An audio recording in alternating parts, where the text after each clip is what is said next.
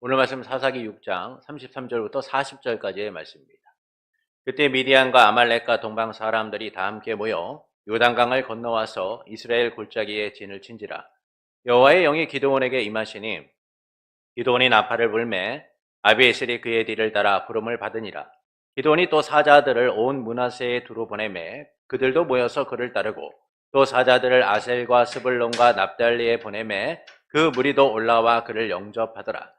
기드온이 하나님께 여쭈되 주께서 이미 말씀하신 같이 내 손으로 이스라엘을 구원하시려거든 보소서 내가 양털 한 뭉치를 타작마당에 두리니 만일 이슬이 양털에만 있고 주변 땅은 마르면 주께서 이미 말씀하신 같이 내 손으로 이스라엘을 구원하실 줄을 내가 알겠나이다 하였더니 그대로 된지라. 이튿날 기드온이 일찍이 일어나서 양털을 가져다가 그 양털에서 이슬을 짜니 물이 그릇에 가득하더라. 기드온이 또 하나님께 여쭈되 주여 내게 노하지 마옵소서. 내가 이번만 말하리이다 구하옵나니 내게 이번만 양털로 시험하게 하소서.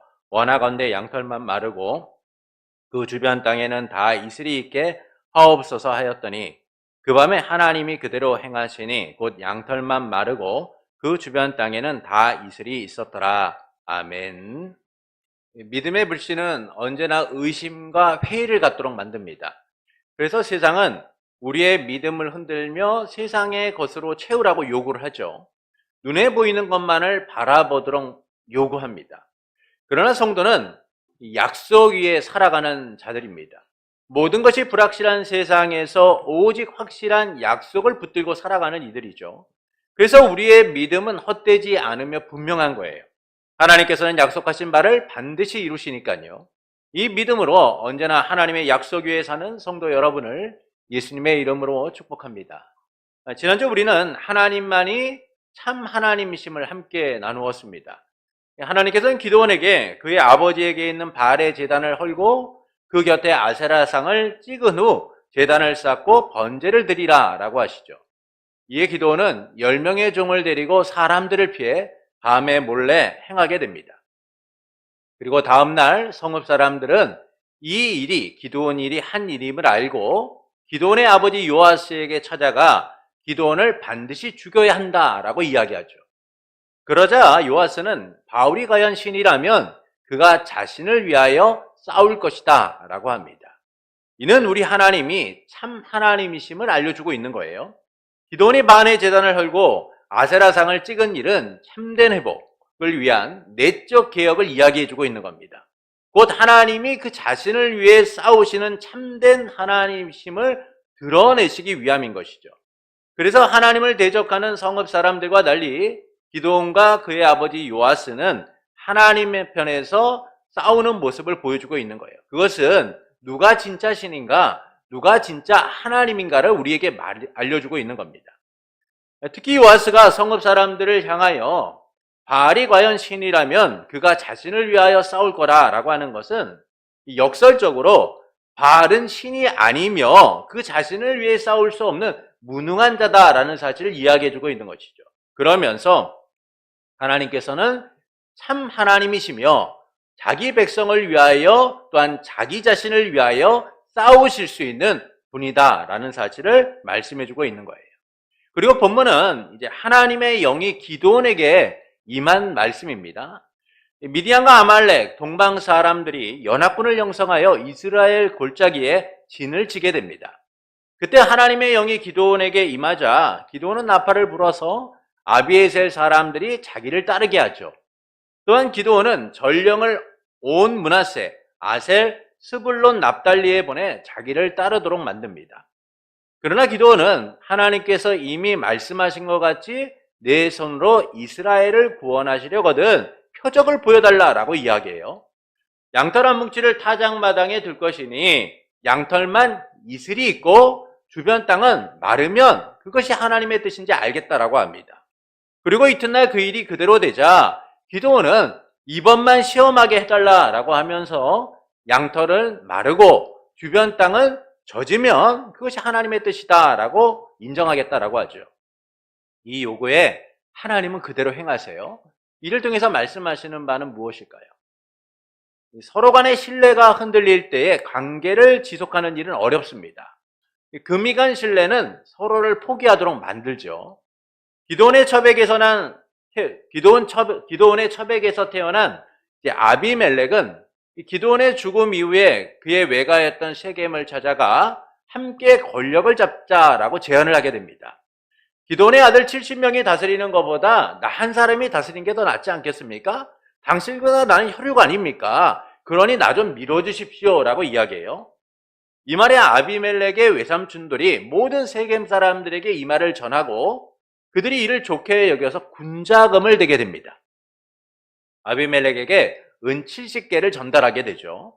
이 돈으로 아비멜렉은 건달과 불량배들을 고용하여서 형제 70명을 무자비하게 죽입니다. 이 가운데서 막내 동생 요담만 숨어있다 살아남게 되죠. 이처럼 아비멜렉과 세겜의 동맹은 굳건한 믿음 위에서 성공적으로 이루어져요. 혈연적 동맹으로서 그 동맹은 깨어지지 않을 것처럼 보입니다. 그리고 이 가운데 아비멜렉은 이스라엘의 왕으로서 군림하게 되죠. 그로부터 3년 후에 아비멜렉과 세겜 사이에 불신의 싹이 트게 되고 결국 세겜 사람들은 아비멜렉을 배신하게 됩니다. 그들은 아비멜렉을 대적하여 산들 꼭대기에 사람을 숨겨놓고 있다가 그 길로 지나가는 모든 사람들을 강탈하게 되죠. 이 아비멜렉은 자신을 배신한 세겜을 징벌하기 위하여 군사를 이끌고 가 종일토록 성을 공격하여 점령하고 백성을 죽였으며 그 성을 헐고 그곳에 소금을 뿌렸습니다. 그리고 도망친 세겜의 지도자들이 있는 지하 동굴에다가 불을 질려서 그들을 다 죽이게 되죠. 이처럼 믿음의 금이 가면 불신이 자리 잡게 되고 관계가 깨어지게 되어 있는 거예요. 이 점에서 본문은 기드온의 연약함에도 하나님께서 그 관계를 포기하지 않고 계심을 보여주고 있습니다. 미디안의 어느 악군이 이스라엘 골짜기에 진을 치자 하나님의 영이 기드온에게 임하게 됩니다. 그래서 기드온은 나팔을 불러서 아비에셀 사람들뿐만 아니라 전령을 보내 여러 지파에서 사람들을 모으게 되죠. 이제 기드온은 하나님의 말씀을 의지하고 믿음으로 나아가면 되는 거예요. 그런데 기드온은 하나님이 이미 말씀하신 것과 같이 내 손으로 이스라엘을 구원하시려거든 표적을 보여달라라고 요구를 합니다. 양털 한 뭉치를 타작마당에 둘 것이니 양털만 이슬이 있고 주변 땅은 마르면 내가 믿겠습니다라는 거예요. 다음날 이 말대로 하나님이 행하시자 그는 다시금 요구합니다. 양털만 마르고 주변 땅은 이슬이 있게 해달라라고 요구하죠. 그러니까 이 요구에도 하나님은 그대로 행하세요. 기드온은 이전에 표적을 보았고 하나님의 권능의 손길을 경험한 상태였습니다. 기드온이 표적을 본 적도 없고 하나님의 그 놀라운 역사를 경험하지도 않았다면 기드온의 이와 같은 요구는 우리가 좀 이해가 되죠. 두렵고 떨리고 연약하기 때문에 그럴 수 있겠구나라는 생각이 들어요. 그러나 기드온은 이미 하나님의 역사를 경험했던 자예요. 하나님의 표적을 보았던 사람입니다. 그런데도 그는 믿음 위에 서지 못하고 연약한 모습을 드러내고 있다라는 것이죠. 만약 사람과의 관계에서 이런 요구가 반복된다면 누가 그를 신뢰할 수 있겠습니까? 여러분, 사람과의 관계에서 한번 믿음이라는 것을 주면 그 믿음을 신뢰하고 인정할 때에 그 관계가 깨어지지 않는 거예요. 그런데 믿음이라는 것을 주었는데 신뢰하지 않고 끊임없이 의심하며 증거를 보여줘봐 라고 요구한다면 여러분 그 관계가 온전히 이루어지겠느냐라는 거예요. 부부간에 서로를 의심하고 믿지 못하고 당신이 나를 사랑한다는 증거를 보여줘봐, 당신이 나를 배신하지 않았다는 증거를 보여줘봐 라고 요구를 한다면 여러분 그 관계가 통통하고 평안하고 제대로 이루어질 수 있겠느냐라는 겁니다. 그렇지 않잖아요. 사람과의 관계에서도 그 믿음에 대한 신뢰를 조금씩 의심하고 흔들면 관계는 지속될 수 없는 거예요. 그런데 하나님께서는 기드온의 이런 반복된 요구에도 그대로 행해 믿음 위에 서도록 하고 계시다라는 겁니다. 하나님을 신뢰하며 나아가도록 만들고 계신 것이죠. 하나님은 이미 믿을 만한 분임을 나타내셨음에도 기드온은 연약함으로 인하여 온전한 믿음 가운데 서지 못하고 있어요. 그런데도 하나님은 그에게 표적을 보여주고 계시다라는 겁니다. 그것도 반복적으로. 그러니까 이를 통해서 말씀하시는 바는 무엇일까요? 구원을 주관하시는 하나님께서 기드온을 설득하고 계심을 보여주고 계신 거예요. 하나님께서 기드온을 통하여 이스라엘을 구원하겠다라고 하셨지만 구원을 주관하는 분은 누구세요? 하나님이신 거예요. 하나님에 의하여서 하나님에 의해 하나님을 통해서만 이스라엘의 구원이 주어지는 겁니다. 기드온의 능력과 기드온의 의지와 기드온의 결단을 통하여 구원이 이루어지는 것이 아니라 전적으로 하나님의 의지와 뜻에 의하여 구원이 이루어지는 거예요. 그런데도 하나님께서는 이 기드온의 연약함을 설득하고 계신 것은 그의 손을 통하여 이스라엘을 구원하시겠다라는 그 약속이 이루어지도록 하고자 하시는 거예요. 그를 이스라엘을 구원하기 위한 도구로 사용하고자 하시고 있다라는 겁니다. 하나님을 위대한 용사로서, 하나님을 위한 위대한 용사로서 그 사명을 감당하도록 하시기 위하여 지금 하나님은 기드온의 요구에 대하여 응답하시며 설득하고 계신 것이죠. 이 점에서 본문은 두 부분에서 구원을 위해 일하시는 하나님의 놀라운 모습을 우리에게 보여주고 있어요. 첫째는 하나님께서 구원을 주관하심을 알려주고 있습니다. 본문 33절부터 35절의 말씀을 우리가 함께 읽겠습니다. 그때에 미디안과 아말렉과 동방 사람들이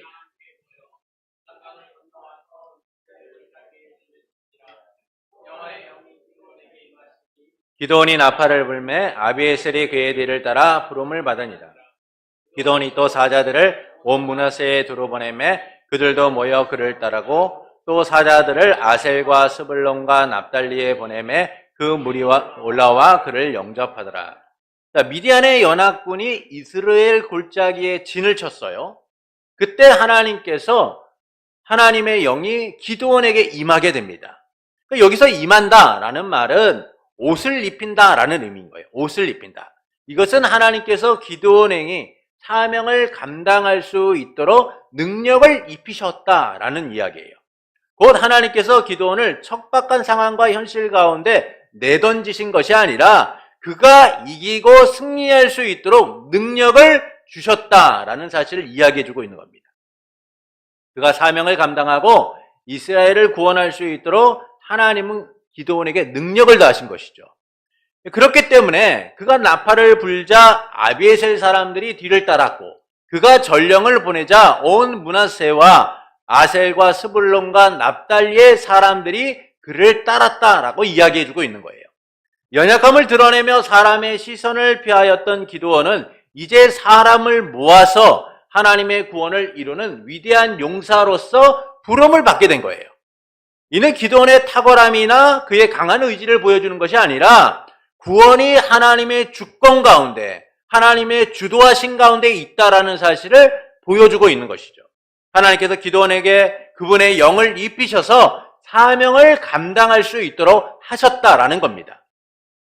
이는 구원이 인간의 의지나 결단이 아니라 오직 하나님의 주권적 은혜를 통하여 주어진다라는 사실을 우리에게 알려주고 있는 거예요.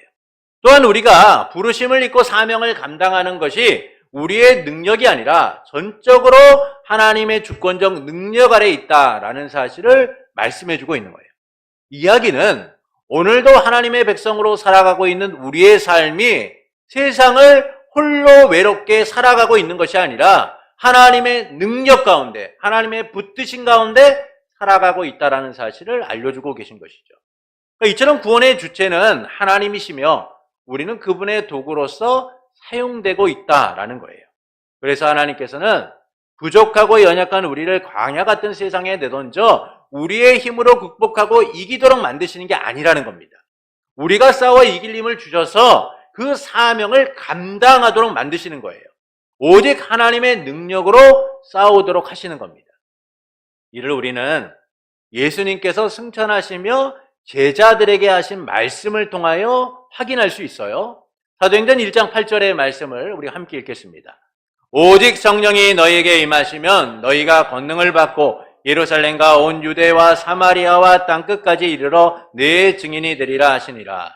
승천하시기 전 예수님께서는 증인의 사명을 감당할 제자들을 향하여 오직 성령이 임하시면 너희가 권능을 받고 내 증인이 되리라 라고 하셨어요. 이는 그들이 증인이 되고 맡겨진 사명을 감당하는 것이 그들의 힘만으로 되지 않는다는 사실을 말씀해주고 있는 것이죠. 그래서 예수님께서는 그들이 증인의 사명을 감당할 수 있도록 성령을 보내셔서 권능을 입히셔서 성령의 역사하심을 통하여 그 일을 감당하도록 하시겠다라고 말씀해주고 있는 거예요. 성령이 그들에게 임할 때에만 제자들은 사람을 낚는 어부로서 증인된 사명을 감당할 수 있게 된다라는 겁니다. 그들의 힘과 의지, 결단만으로는 그 사명을 감당할 수 없기 때문인 것이죠. 그래서 예수님께서는 오직 성령이 임하시면 너희가 권능을 받고 내 증인이 되리라 라고 하고 계신 거예요. 이처럼 사명을 감당하는 일은 우리가 아니라 하나님의 능력으로 하는 겁니다. 하나님의 권능의 손이 우리를 붙드실 때만 우리는 세상을 이길 수 있는 거예요. 예수님께서도 내가 세상을 이긴 것처럼 너희가 세상을 이긴다라고 말씀해 주신 거예요. 우리의 힘으로 세상을 이기는 게 아니에요. 주님이 세상을 이기셨기 때문에 우리 또한 세상을 이길 힘을 얻고 살아가게 된다는 거예요. 결국 우리가 구원을 누리고 하나님의 백성으로 살아가는 모든 삶은 하나님의 주권적 능력 가운데, 은혜 가운데 누리며 살아가게 된다라는 것이죠. 결국 구원은 하나님이 주관하시며 우리는 단지 그분의 도구로 사용되는 기쁨을 누리게 된다라는 겁니다.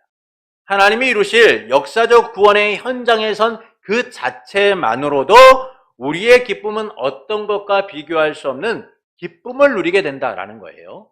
둘째는 기드온을 설득하시는 하나님의 모습을 보여줍니다. 본문 36절부터 40절의 말씀을 우리가 교독해서 읽도록 하겠습니다. 36절부터 40절을 교독해 읽겠습니다. 기드온이 하나님께 여쭈되 주께서 이미 말씀하신 것 같이 내 손으로 이스라엘을 구원하시려거든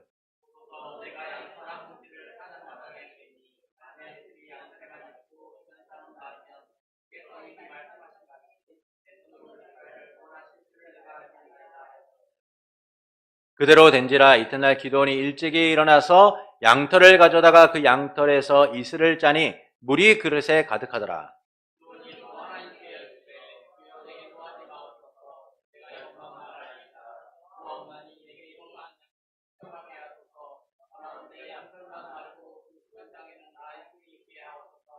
함께 읽겠습니다. 그 밤에 하나님이 그대로 행하시니 곧 양털만 마르고 그 주변 땅에는 다 이슬이 있었더라. 자, 하나님의 영이 임하고 모든 사람들이 모여서 전쟁의 준비가 다 맞춰진 상태예요. 이제 기도는 믿음으로 하나님을 의지하고 전쟁을 선언하고 선봉에 서서 싸우면 됩니다. 하나님은 그의 손을 통하여 이스라엘을 구원하실 것을 약속하셨고 능력을 더하심으로 이 전쟁을 수행할 능력을 허락하셨어요. 그런데 기드온이 하나님의 말씀을 의지하고 나가는 것이 아니라 표적을 구합니다. 이전에 표적을 구한 기드온에게 하나님께서는 바위 위에서 불이 나와 재물들을 다 불살름을 통하여 표적을 보이셨죠.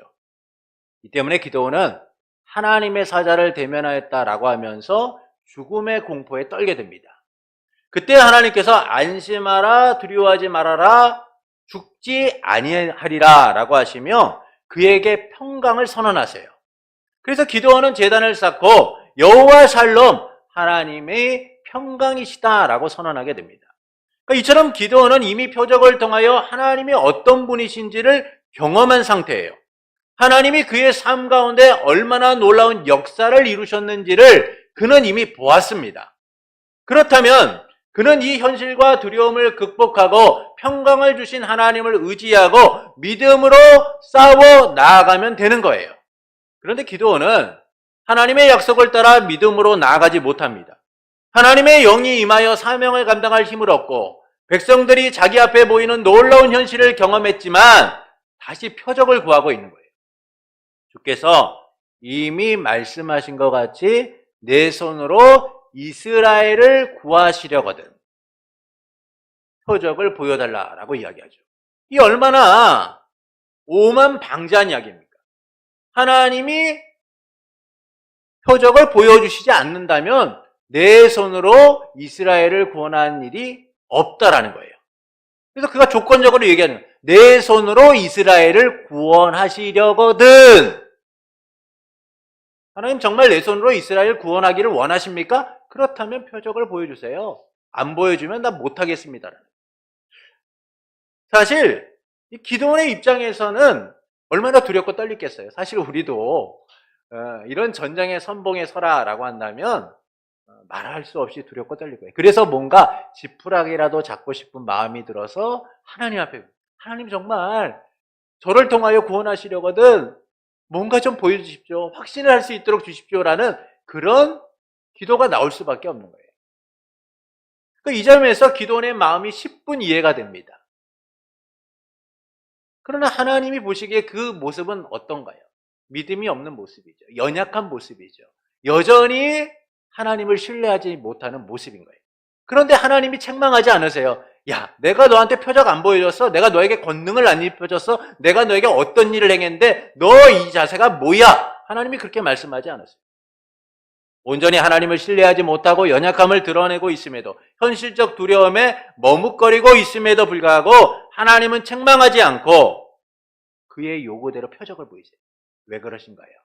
누구보다 우리의 연약함을 하나님은 잘 아시기 때문이에요.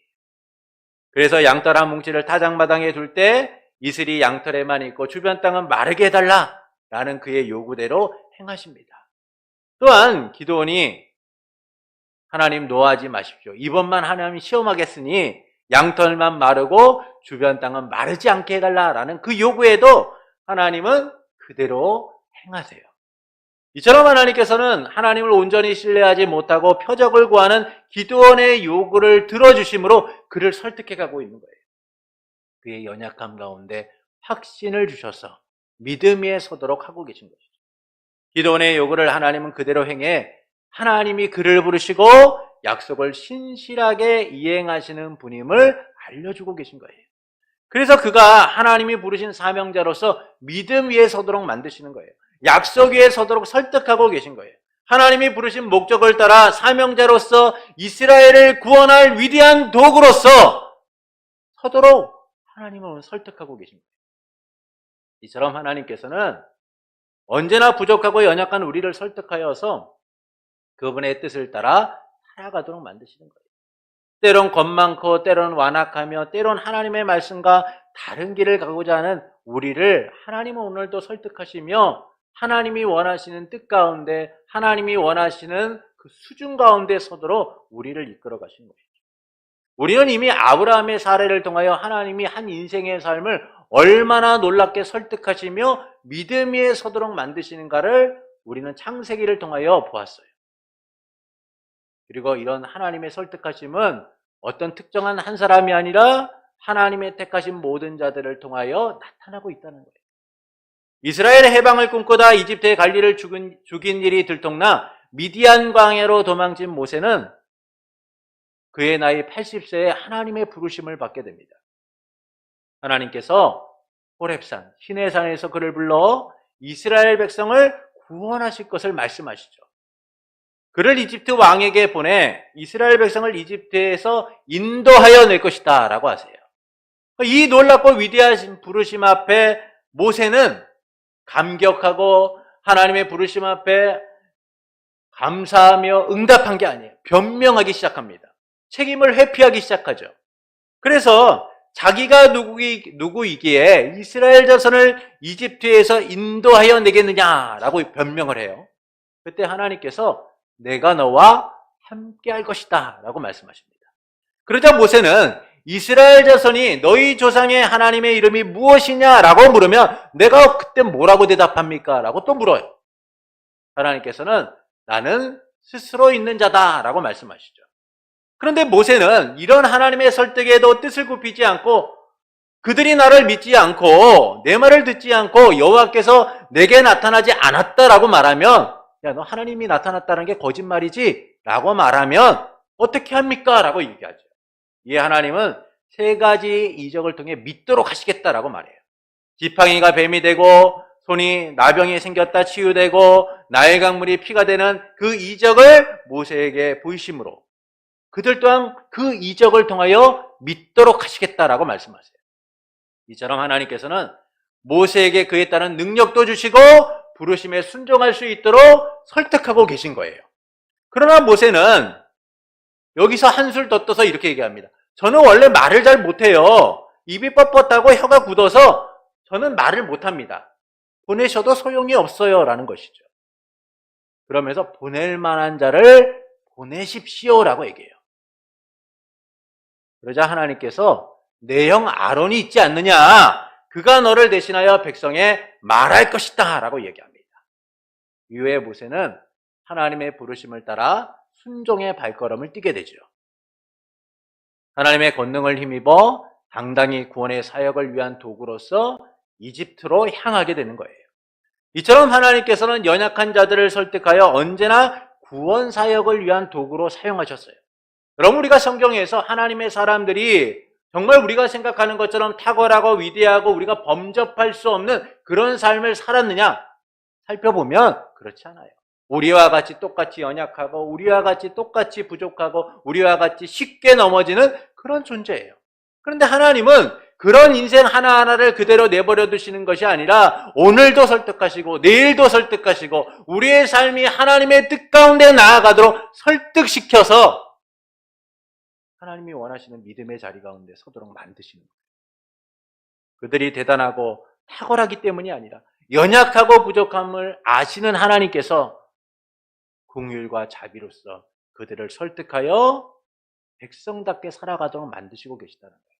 그리고 오늘 우리의 삶 속에서도 하나님은 그와 같이 우리를 설득하시며 인도하고 계신 거예요. 이런 하나님의 설득하심은 언제나 연약한 우리에게 위로가 되는 겁니다. 하나님께서는 하나님의 백성으로 살지만 여전히 연약해 삶에 무너진 현실 가운데 그 자리 가운데 있는 우리를 포기하지 않고 끊임없이 설득하시며 그 자리를 털고 일어나 하나님 백성답게 살아가도록 만드시는 거예요. 언제나 우리와 함께 하시며 우리의 등을 두드리시고 때로는 우리를 책망하시고 설득하시며 우리가 다시 일어날 수 있도록 하나님의 백성답게 살아갈 수 있도록 설득하고 계십니다. 권능의 손으로 역사하셔서 하나님의 은혜를 깨닫고 살아가도록 만드는 거예요. 이처럼 본문은 구원을 주관하시는 하나님께서 기드온을 설득하심을 통하여 이 모든 것들이 하나님의 은혜 가운데 이루어져감을 알려주고 있어요. 그 구원이 하나님에 의해 이루어지는 일이며 이를 위해 하나님은 연약한 기드온을 설득하여 위대한 구원의 도구로 사용하고 계시다라는 거예요. 그리고 그 하나님께서 언제나 우리와 함께 하시며 우리 또한 설득하셔서 하나님의 구원의 은혜를 누리고 그 구원의 사역을 감당하는 자들로 세워가신다라는 겁니다. 그래서 오늘도 연약한 우리를 설득하여 하나님이 주도하시는 구원의 은혜를 누리도록 하시는 거죠. 이를 통해 하나님께서는 우리가 어떻게 살아가기를 원하실까요? 내 연약함을 넘어 하나님의 능력을 의지하기를 원하시는 거예요. 내 연약함을 넘어 하나님의 능력을 의지하기를 원하시는 겁니다.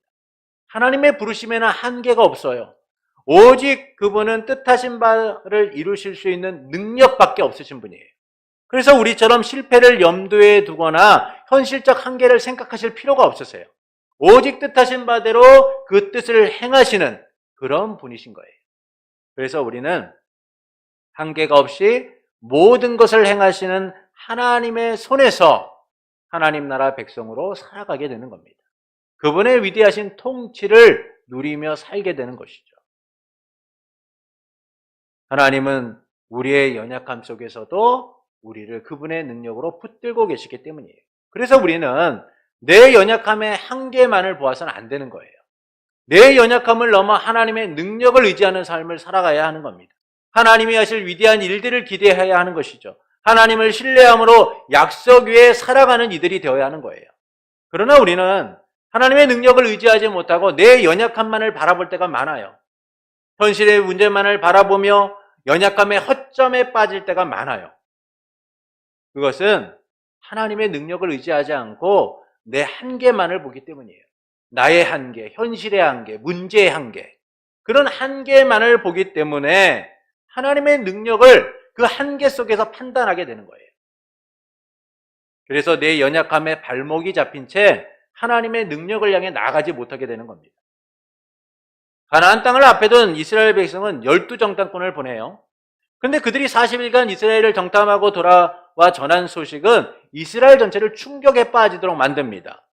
여호수아와 갈렙을 제외한 10명의 정탐꾼은 가나안 땅을 이스라엘이 현실적으로 점령할 수 없다라고 이야기하죠. 그 땅의 주민은 강하고 성읍은 견고하고 힘이 크며 거기에는 안악 자손이 있어서 우리는 메뚜기와 같은 존재일 뿐입니다. 우리는 아무것도 할 수 없어요. 그 땅을 점령할 수도, 그 땅을 넘볼 수도, 그 땅을 가질 수도 없습니다. 그들은 자기들이 가진 연약함과 현실적 한계만을 바라보며 머뭇거려요. 반면 여호수아와 갈렙은 어떻습니까? 그들은 이런 사람들의 문제를 지적하며 그 땅을 취하자, 능히 이길 수 있다. 그들은 우리의 답이다. 하나님이 약속하신 땅을 향해 나아가자라고 얘기해요. 연약함의 한계를 넘어 하나님의 능력을 의지하자라고 이야기하죠. 그러나 이스라엘 백성은 하나님의 능력을 의지하고 나아가는 것이 아니라 현실적 한계에 머물러요. 그래서 여호수아와 갈렙을 돌로 치려고 하죠. 그때 하나님께서 현실적 한계를 바라보며 하나님을 의지하지 않은 이스라엘 백성을 책망하시며 그들이 광야에서 40년 동안 방황하다 출애굽 1세대는 죽게 될 것이다 라고 말씀하세요. 단 여호수아와 갈렙은 약속하신 땅을 차지하게 될 것이다 라고 말씀합니다. 이처럼 하나님의 역사를 누리지 못하게 하는 내 인생의 발목을 잡는 한계로부터 우리는 떠나야 되는 거예요. 그 한계만을 바라보는 삶에서 멀어져야 하는 겁니다. 한계만을 바라보면 여전히 우리는 이스라엘 백성과 같이 하나님의 능력을 의지하지 못하고 그 한계 가운데 매몰되고 그 한계 가운데 빠져서 허우적거리게 될 뿐인 거예요. 한계가 없으신 하나님의 능력을 의지하지 못한 채 살아가게 되는 겁니다. 그래서 우리는 내 연약함을 넘어 하나님의 능력을 의지하는 삶을 살아야 돼요. 내 힘과 능력만으로 살 수 없는 세상에서 하나님 백성답게 살아갈 힘을 주시는 하나님을 의지해야만 하는 겁니다. 하나님께서는 누구보다 우리의 연약함을 아시고 우리와 함께 하시며 역사하십니다. 그분의 능력과 위대하심은 어떤 것에도 제한되지 않고 한계가 없기 때문이죠. 그래서 우리는 그분을 전능하신 하나님이다라고 얘기하는 거예요. 전능하신 하나님이다. 하나님께서는 아브라함에게 아들을 주실 것을 약속하셨습니다. 그러나 자기도 아내도 몸이 늙어 아들을 낳을 수 없다라는 한계에 부딪힌 아브라함은 사라가 요구한 대로 이집트의 종이었던 하갈을 첩으로 삼아 이스마엘을 낳게 되죠. 그로부터 13년 후에 하나님께서는 아브라함에게 나타나서 스스로 한계를 정하고 하나님의 약속을 의지하지 않았던 그를 향해 이렇게 말씀하세요. 창세기 17장 1절입니다. 우리 함께 읽겠습니다. 창세기 17장 1절입니다. 아브라함이 99세 때에 여호와께서 아브라함에게 나타나서 그에게 이르시되 나는 전능한 하나님이라 너는 내 앞에서 행하여 완전하라. 하나님께서는 현실적 한계, 태생적 한계, 신체적 한계, 이와 같은 한계를 들어서 아들을 낳지 못할 거라고 단정한 아브라함에게 너희는 포기하고 안 된다라고 얘기하지만 나는 전능한 하나님이다. 내 앞에서 너희가 완전하라 라고 말씀하세요. 자연의 법칙을 초월하여 언약을 성취하시는 무한한 능력을 소유하신 전능하신 하나님, 그분에게는 한계가 없다라는 거예요. 너희는 스스로 한계를 정하고 너희의 방식대로, 세상의 방식대로 아들을 얻었지만 그것은 나의 전능함을 알지 못하는 무지함에서 온 것이다. 그러니 나는 전능한 하나님임을 알고 내 앞에서 바로 서라. 이처럼 하나님께서는 한계가 없으신 뜻하신 바대로 이루시는 능력의 하나님이신 거예요. 그래서 우리는 그 하나님을 전능하신 하나님이다라고 말하는 것이죠. 그래서 우리는 내 연약함만을 바라봐서는 안 되는 겁니다. 내 한계와 연약함을 바라보면 불신앙적이며 불순종의 길에 들어서게 되는 거예요. 하나님을 의지하지 않고 세상을 의지하는 삶을 살아가게 되는 겁니다. 하나님의 능력을 온전히 누리지 못하게 되는 것이죠. 그래서 우리는 내 연약함을 넘어 하나님의 능력을 의지해야 됩니다. 전능하신 하나님을 믿고 그분이 이루실 일들을 기대해야 되는 거예요. 우리가 상상하는 그 이상 하나님은 한계를 넘어 놀라운 역사를 이뤄 가시는 분이시기 때문이죠. 하나님께서는 기도원과 같은 우리를 오늘도 설득해서 하나님의 능하신 손길로 선하게 인도하고 계시는 겁니다. 그러므로 현실적 한계, 연약함만을 바라보기보다는 하나님의 능력을 의지하며 믿음으로 서는 성도가 되는 것은 어떨까요?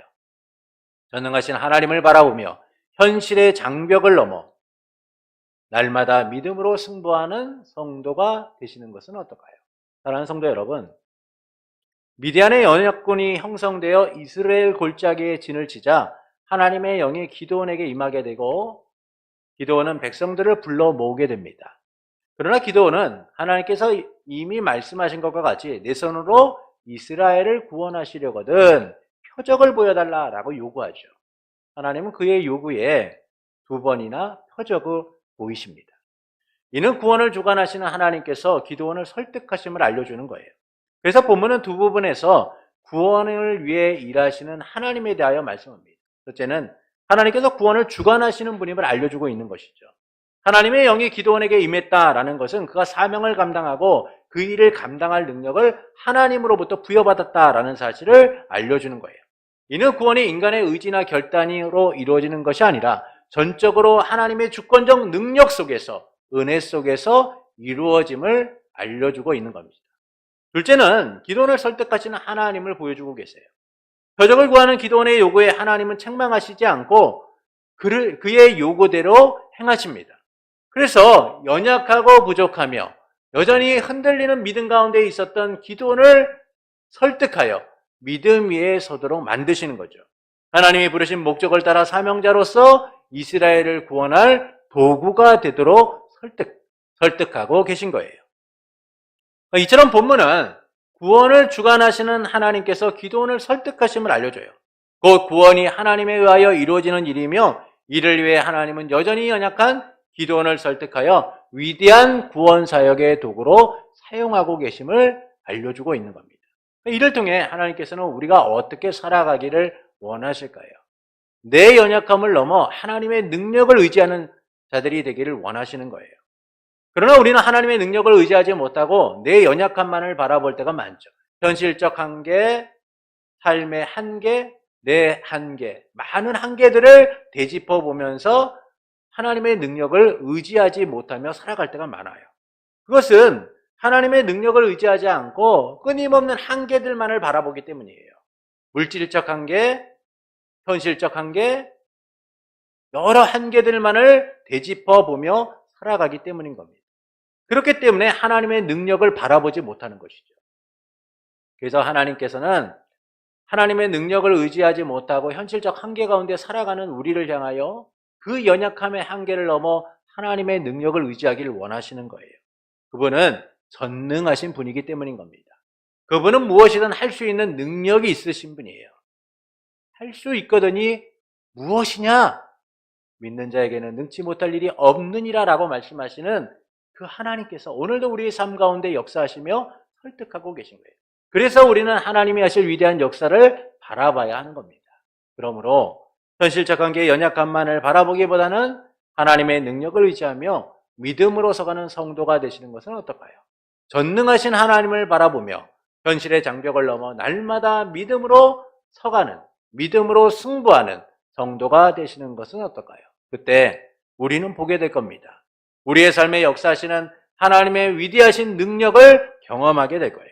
우리가 걱정하고 염려하며 제안했던 것들이 얼마나 부질없는 것임을 보게 될 겁니다.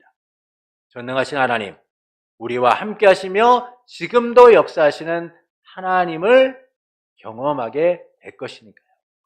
이 믿음으로 연약함의 한계를 넘어 하나님의 능력을 의지하기를 원하는 성도 여러분에게 언제나 우리에게 능력을 주시고 능히 이기게 하시는 삼위일체 하나님으로 인하여 능력의 손길을 경험하며 능력의 날들을 살아가는 복된 성도가 되기를 예수님의 이름으로 축원합니다.